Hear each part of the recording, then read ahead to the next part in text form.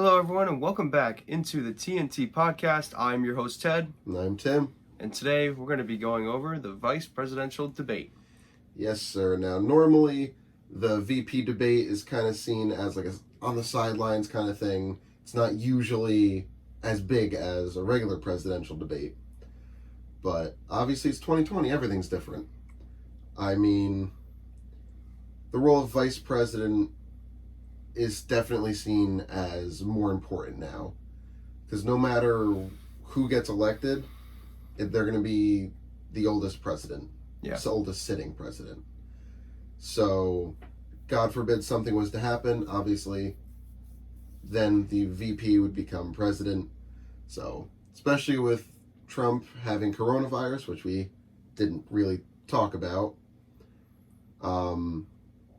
the presidential line of succession, was thrown back into basically in everyone's faces. Right. What everyone was covering while he was in the hospital with coronavirus. But so if you want to start it off, their first topic was about the coronavirus, of course. I was going to start, but I said if you want to start. You can go ahead. That's fine. But this is going to be, like the next two episodes are going to be about the debates. So it's going to be the same format. We're really just going to go through what they said, some points that I took down, that you took down, and then really discuss. Yeah. So like I said, they started with coronavirus. Kamala Harris she said it multiple times throughout the debate, that the Trump administration failed, that 210,000 Americans are dead because of that failure. She also brought up the point, that the Trump administration knew in January how deadly it was and how the severity of the pandemic, and they didn't tell us because Trump said he didn't want to panic anybody. Another question the moderator asked was, if the vaccine was out right now, would you take it, basically? Because a lot of Americans are saying they don't want to take it or they don't trust it. Mm-hmm. Kamala Harris said that she would take it if there were doctors and scientists telling her to do so, not Trump. So if the doctors and scientists are on board, she said she would be the first in line. Mm-hmm. Then Mike Pence just went on, like what we were talking about before, he was on the defensive most of the debate. Mm-hmm. Senator Harris was just going at him and Trump for everything. So she was very much on the attack, him on the defensive. He said that he closed travel to China early. And he also said that the Americans deserve credit for what we've done throughout these months. Which I think we do. Mm-hmm. Us all Americans. I mean, coming together, even if you don't like the mask, wearing the mask, Yeah. There's a big change to life for all of us. Because, Mike Pence brought up the swine flu, but masks shut down in the country, that wasn't needed then. No, Whereas but this time it was. When he was talking about it, the way he was bringing it up, he was talking about like the number of people who had it. Obviously, it's a lot. He said it too. This is more lethal than the swine flu. Albeit he's like saying how more people got the swine flu than coronavirus at this moment in time. So that's what he was just pointing out right now. In my opinion, we could thank the governors for that. Yeah. They're the ones that shut down each state, that, were, depending on the state, enforced masks and stuff like that. Because at a federal level, they didn't really. No, they kind of let it to the states. The states kind of took control of that. But some of the states even were good, but then they just reopened too soon. California was a big one. That one in Texas, both states. Florida. Florida too. Us here in New Jersey and then New York were the two worst. Yeah, from like March to like maybe May. Somewhere around there until numbers finally started to go down. Anyway, next topic, they talked about like presidential health, whereas they really just asked, what they were asked, like, are you going to be transparent about the health of the president, whether it's still Trump or if Biden gets elected, since they really haven't said much while Trump's been in the hospital with the virus. They haven't said that much about his condition. No. They really haven't. They went into detail about some of the treatments he was getting, but in terms of, does he still have coronavirus, they haven't said the last time he was tested, if he tested negative, how many times. So they both basically said the same thing, that the transparency will continue, but from Trump's side, we're only seeing half, I feel. We're not getting everything. But, I don't know, anything you can say on that? I know they've been kind of quiet about that, and also too, it's good to ask that question because both presidents are, in their mid to upper 70s. I think Biden's 77 and Trump's 74. So obviously, they're going to be two. Well, Trump was the oldest president, right? Was that correct when he took office in 2017, or was it somebody else? That I'm not 100% certain on. But Biden would be, because he's like 77, 78. Yeah, on inauguration day, he would be 78. I know Yeah. that. And Trump 74. Yeah. So, for him, it's because by the time Biden's term ends, if he becomes president, he'd be 82. 82.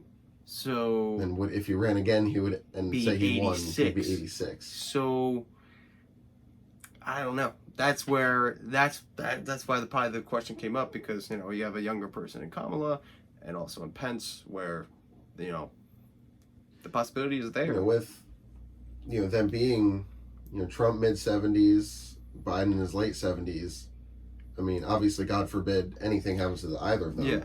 But that situation could present itself, where the second in charge will have to be in charge. Which it has happened before in U.S. history. Yeah, and it's happened in the past where a president, say, has to go into surgery, so they temporarily, transfer their power to their VP just while they're undergoing surgery. Then once they're recovered and able to do the job, then obviously they take that power back. Right. But obviously with the Kennedy assassination, Lyndon B. Johnson became president, and so on and so forth. Yeah. So that part has happened in U.S. history before. I mean, look at William Henry Harrison, who was in there for a month. And then my man only had a month term and died because he didn't wear a coat. Yep. For his inauguration. So the possibility, like I said with that question, the possibility is there because it has happened. Yeah, it has happened before, multiple times. And presidents not even being assassinated or anything like that, they've just passed away from natural causes. Yeah. It's happened in American history. So that possibility is there that the two we saw on stage, one of them could. Yeah. There's always that chance. Yeah. So our next topic is going to be the economy. Mike Pence talked a lot about 2021. If they both get 4 more years, that 2021 will be the main recovery year. They also brought in a little bit about healthcare. How Trump's trying to take down Obamacare to replace it with something else.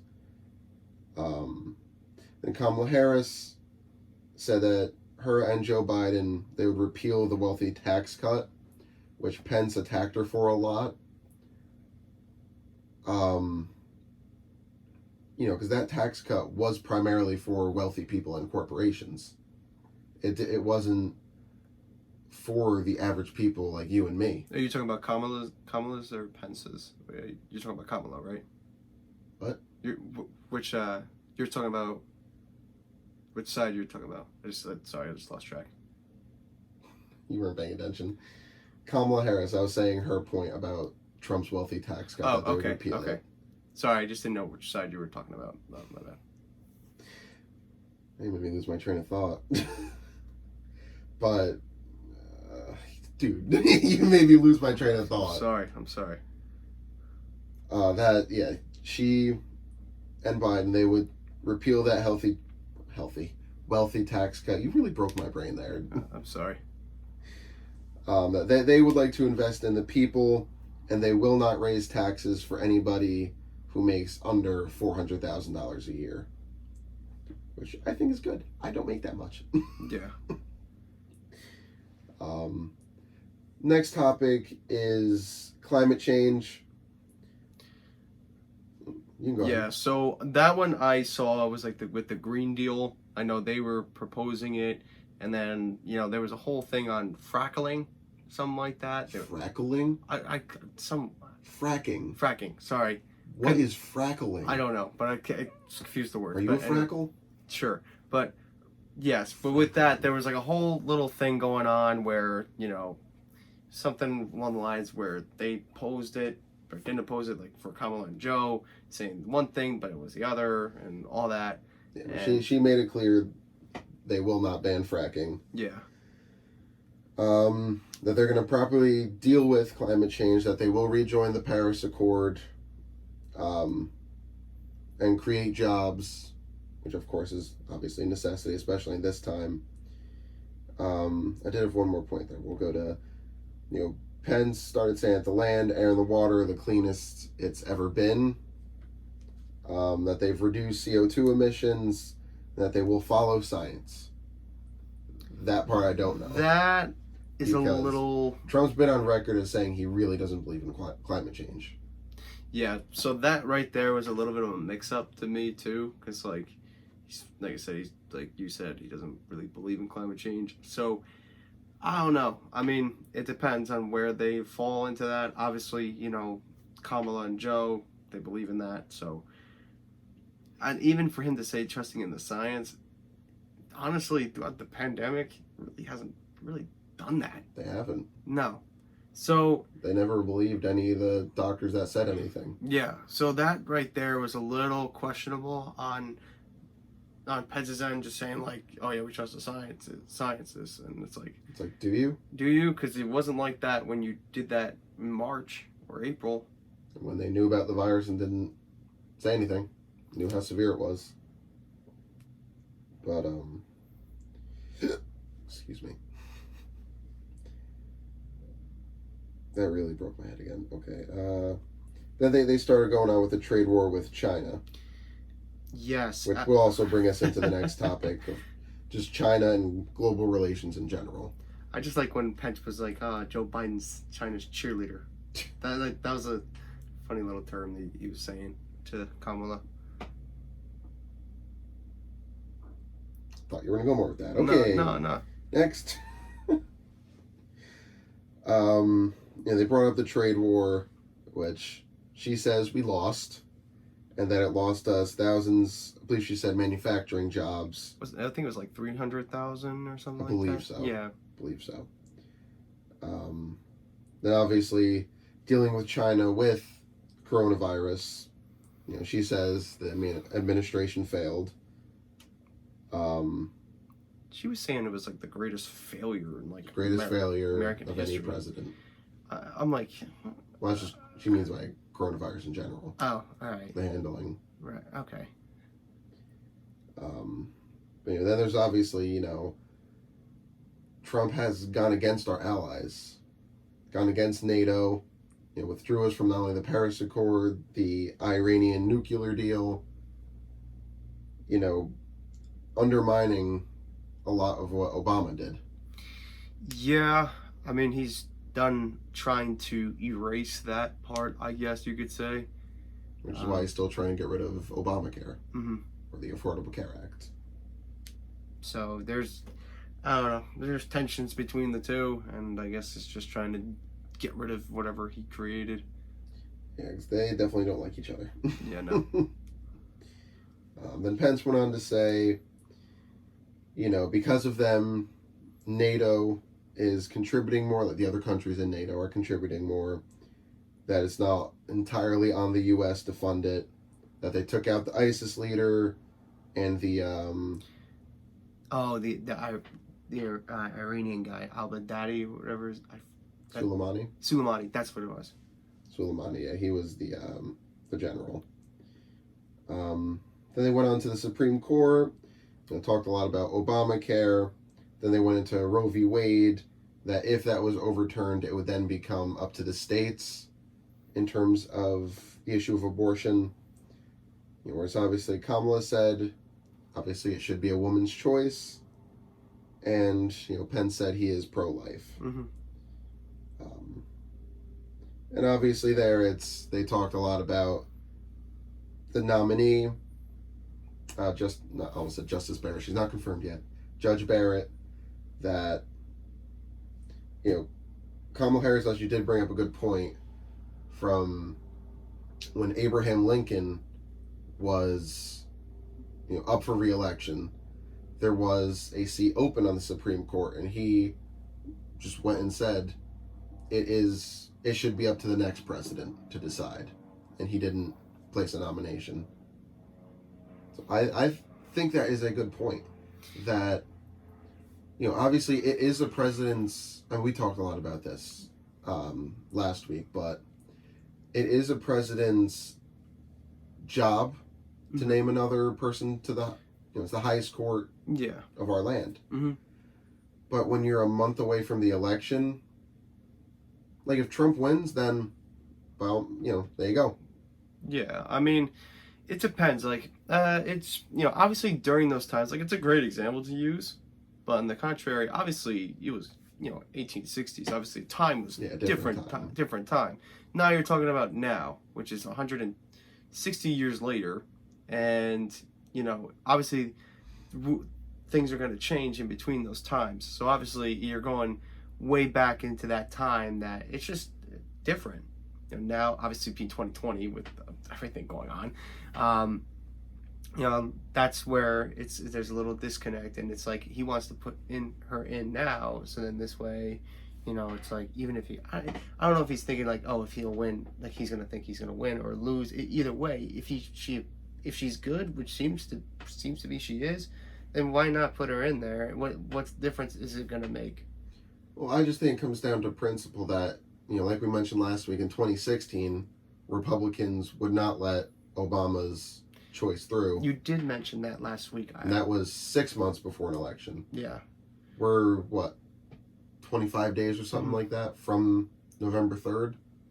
They both could have done it. I don't see why they shouldn't. Because what... Could have done what? Like, I'm saying, like, when the Democrats, when they were, in the 2016 election, like you said, they could have done the same thing where they could have done that, and then, because it would have been eye for an eye or double standard. I have no idea what you're talking about. Like the justice, we're talking about Barrett. Are you saying that 2016 Obama should have been able to put a nominee on the Supreme Court? Yeah. Okay. You specifics. Yeah. I had no idea what you were talking about. Yeah. That's what I was trying to say. I just was trying to explain it a little bit more. But yeah, so that's obviously a big part, is that we're so close to the election. And if it comes out that Trump won the election, then by all means, put her through a Senate confirmation hearing, and that'll be that. Yeah. I just think since we're so close to the election, that I feel like we should wait.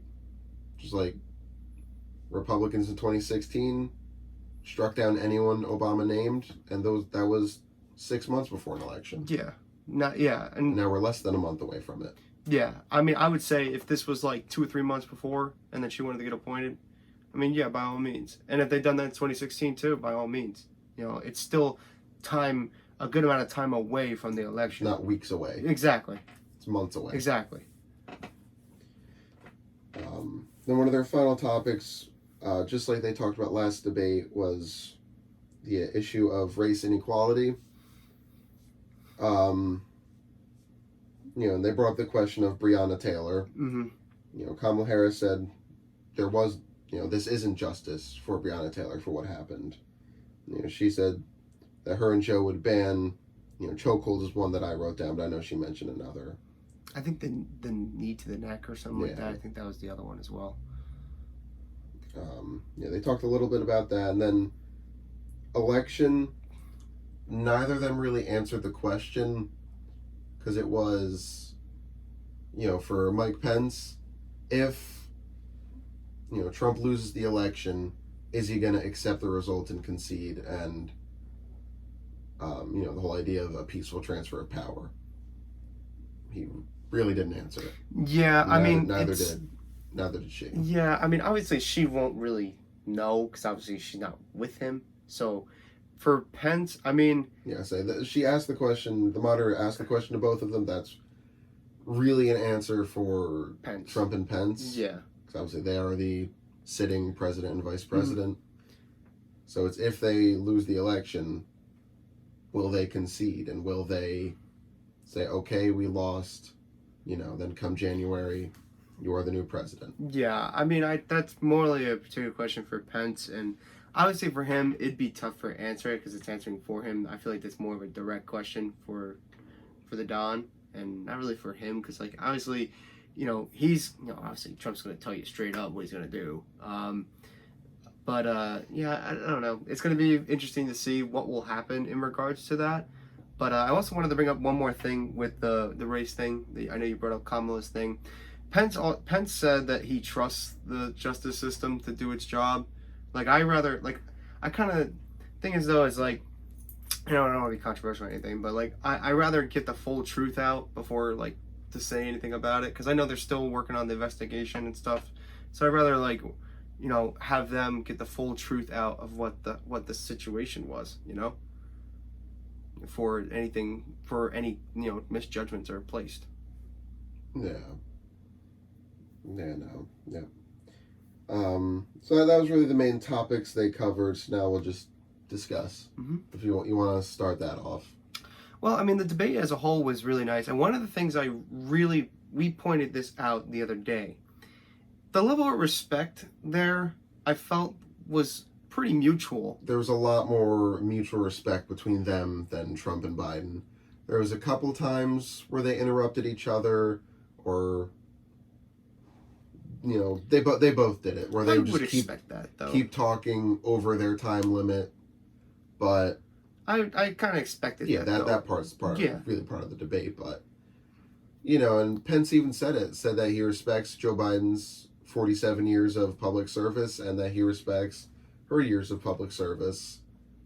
Something that you would never hear. You would not hear that from either Trump or Biden. Yeah. So that's, the bottom line is the level of respect, like you just said, I was about to point that out. It just felt more like a debate almost, it just felt a lot more like one, and it just, obviously they talked over their time limit, and obviously 2 minutes seems like it's like 30 seconds to them. So it's like, of course they're going to talk over their time limit because they want to take advantage. Get their final point. Exactly. But I believe it was Pence, he brought up a good point that, the late Justice Ginsburg and Anthony Scalia, they were on two completely different sides of the political spectrum. One heavily liberal, the other heavily conservative. So obviously they differed on probably every idea. Yeah. But in the end, them and their families were very, very close friends. Yes. Which I think that's what most of our country is. I have family members that are pro this way, pro that way. And just because they have that belief doesn't mean, oh my God, I hate that person. Exactly, yeah. Exactly. And it's just like, I did see this online, sadly, once, Trump went out saying he was diagnosed with coronavirus. There's people saying good. I'm like, no, that's not good. You might disagree with the man. Yeah. But you don't want him to die. Yeah, that's just messed up. It's disrespectful, and it's also like, what if someone said that to you? Oh, you got corona? Good. So it goes both ways. That's where that's where we saw people from Biden, Harris, and just everybody from their campaign was saying wishing the president well.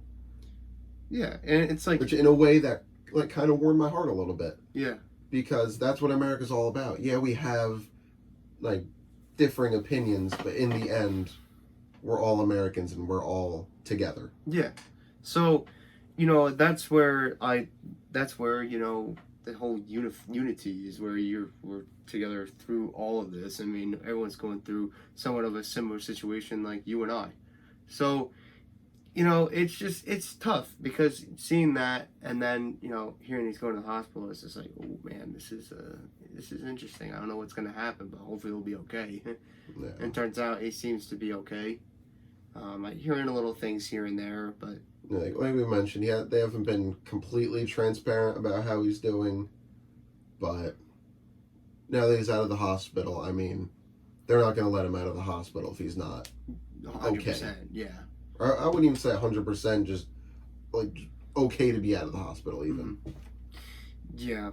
So who knows? Who knows what's going to happen there? I mean, I know next week's debate is going to be interesting. Yeah, that'll be another interesting one. Yeah. Because I know they were saying it was going to be virtual. Then Trump said, "Oh, I'm not going on it if it's virtual." So I don't know what's happening there. I think it said it's going to be town hall style. That I know. That one I think they're going to do it like that.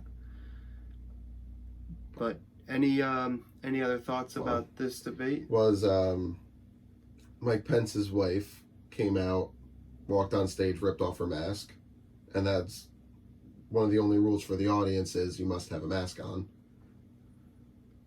So of course, not surprised there, but yeah, I mean I don't know. I mean it's the VP debates, like I said in the beginning, they're usually not as much in the spotlight as the regular presidential ones, because more or less it's like each presidential nominee is like their hype man debating, because they're really just going on their nominees' views on everything. It's not as much as their own ideas as the regular presidential debates, but nonetheless they're still interesting. And we do have to mention the fly. Yes, of course, the infamous fly. The fly that flew onto Mike Pence's head and stayed there for like 2 minutes. Yeah, he was just straight chilling. He was chilling. Yeah. He's like, I'm on TV. I'm on TV. I'm going to take advantage of it for the next like 2 minutes. So why not, right? Oh man. But I don't know. Like I said, it was a good debate. It was good. It was interesting. You know, like we said, it was a lot more respectful, and I'm hoping. With the last two debates between Trump and Biden, I hope it's going to be better. Not just them going back and forth, because we don't get their ideas that way. If they're both speaking together, how are we supposed to know who to listen to, hear whose ideas? Because the whole point of these debates is really for undecided voters to really get like a final... This person stands for that, this person stands for that. Right. You know, if they're just going to be yelling, making fun of each other, what's the point of it? Exactly. That just makes America seem like a joke. Mm-hmm. No matter who we elect. Yeah. So hoping they'll both be more respectful of one another. You never know. Like I said, I'm hoping. You never know. I mean, I don't know what's going to happen there, but I'm just hoping for another one-liner from Trump. That's all I ask. The best was in 2016 with Hillary, where she was like, "Oh, thank goodness you're not in charge of the law in our country," and he just goes, "Because you'd be in jail." I'm like, that was good. Yeah, for the one from the last debate, you used the word smart. Like these lines. Okay, you gotta admit though, some of these lines that he says though are pretty funny. Are they right? No, but they're funny. The way he says it is like it's just funny. Is interesting. Yes. Nonetheless. No doubt. With that said, we are going to end this episode here. Thank you guys so much for listening. Make sure to follow us on all our social medias and check out our website, tntpodcast.com. Any final thoughts? Yes. Also, check out our merch store as well.